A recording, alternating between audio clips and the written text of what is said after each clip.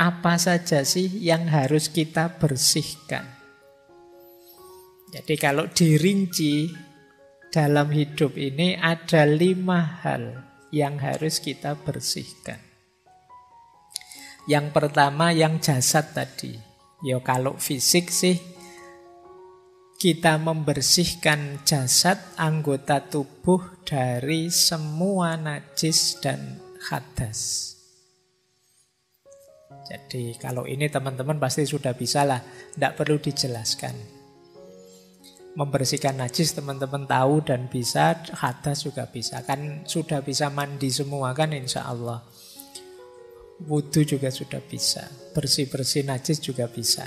Nah ini tidak perlu kita bikin tema ngaji untuk caranya mandi, kalian sudah bisa lah. Nah yang kedua, membersihkan anggota tubuh dari dosa dan kemaksiatan.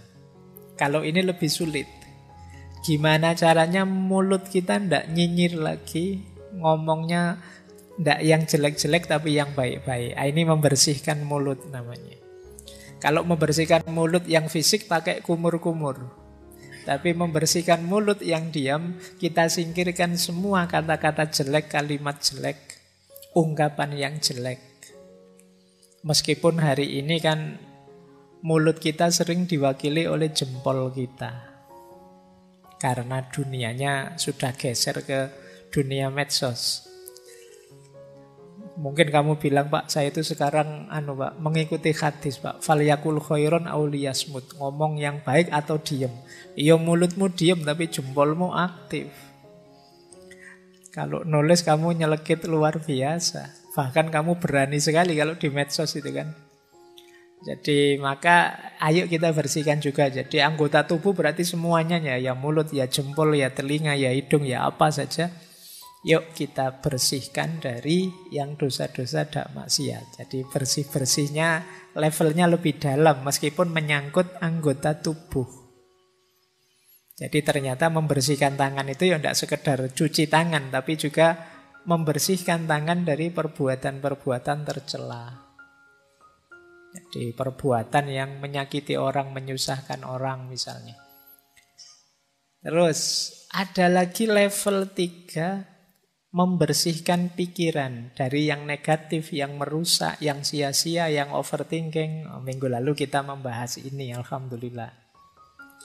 Semoga sedikit-sedikit sudah tahu teman-teman caranya bersih-bersih pikiran.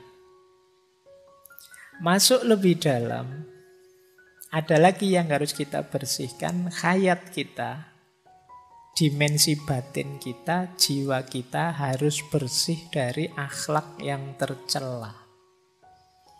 Akhlak tercela itu ya iri, dengki, hasut, sombong, dan lain sebagainya. Ini jauh lebih berat. Saya tidak cerita detail caranya, teman-teman pasti sudah tahu bahwa itu jelek. Ada lagi yang paling dalam, saya sebut tadi dimensi ruh, yang intinya adalah sir. Kita bersihkan dari yang selain Allah. Jadi diri kita yang paling dalam itu jadi kuncinya orientasi hidup kita. Semoga isinya hanya Allah saja.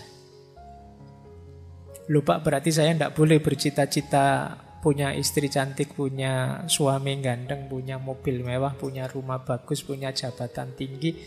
Boleh. Tapi itu jangan dijadikan cita-cita final. Jadikan itu jembatan untuk bisa menomorsatukan Allah.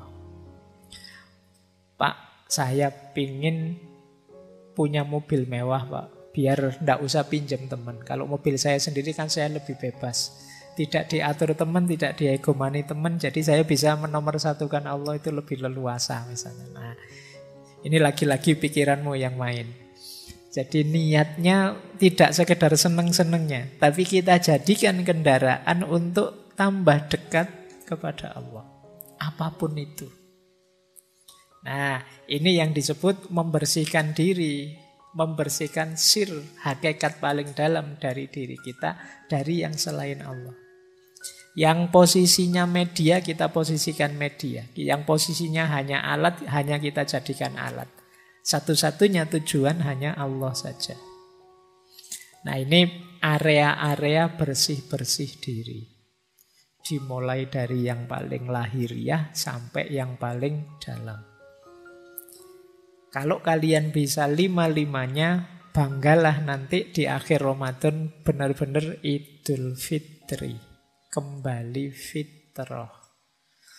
Jadi awas keliru, karena banyak yang memaknai Idul Fitri itu kembali bisa makan lagi. Makan itu kan fitrah, Pak. Enggak, maksudnya ini. Jadi di antara cara bersih-bersih itu nanti puasa. Nanti ada logiknya. Tapi kita awali dari sini dulu.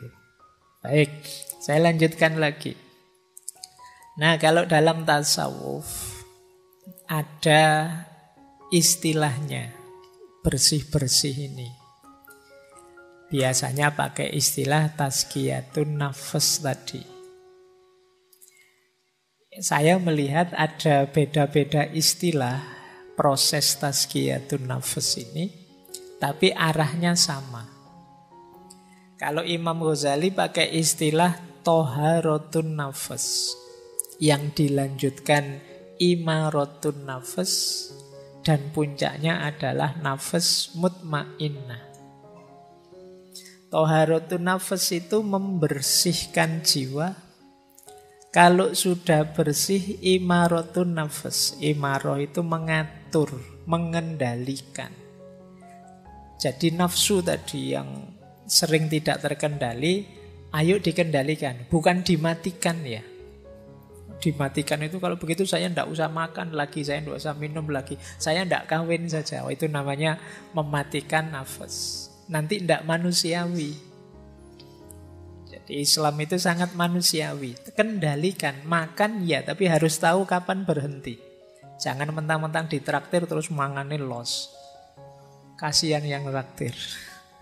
Jadi harus tahu kapan berhenti, harus ngerti porsi kita sampai mana. Makan, minum, nikah. Jadi toharatun nafas, imaratun nafas. Kalau kita bisa imaratun nafas, termasuk mengendalikan keinginan, insya Allah akan lahir nafas yang mutmainnah. Jiwa yang tenang. Nah, ini rumus pertama, versinya Imam Ghazali. Jadi dibersihkan, dikendalikan, akhirnya tenang. Beda lagi rumusnya Muhammad Abduh, pembaharu dari Mesir. Kalau beliau rumusnya istilahnya agak berbeda. Kata Abduh, yang pertama adalah tarbiyatun nafas. Tarbiyatun nafas itu mendidik jiwa. Jiwa kita itu liar, harus dijinakkan, dididik. Caranya dengan pembiasaan. Ini namanya tarbiyatun nafas. Kalau sudah sukses mendidik, baru langkah kedua apa? Istilahnya tazkiyatul akal. Tazkiyatul akal itu minggu lalu, membersihkan pikiran. Karena yang menyuplai informasi dalam diri kita itu akal. Ya benar kalbu rajanya, tapi info-info dari akal. Maka tazkiyatul akli itu membersihkan akal dari hal-hal yang jelek, yang negatif.